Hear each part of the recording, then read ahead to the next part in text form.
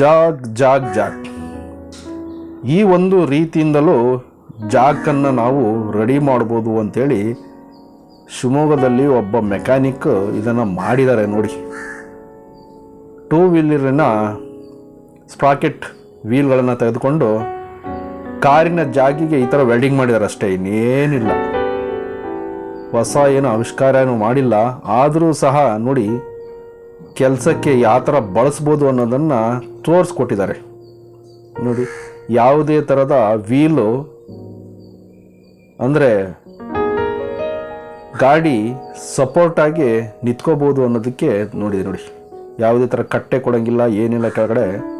ಕೆಳಗಡೆ ಇರುವ ವೀಲು ಮತ್ತು ಮೇಲಿರುವ ವೀಲು ಯಾವುದೇ ಒಂದು ಪೊಸಿಷನ್ ಇಟ್ಕೊಂಡು ನಾವು ಈ ಥರ ಟೈಟ್ ಮಾಡ್ಬೋದು ನೋಡಿ. ಮೇಲೆ ಕೆಳಗೆ ಅದು ಟ್ರಾನ್ಸ್ಫರ್ ಆಗ್ತದೆ.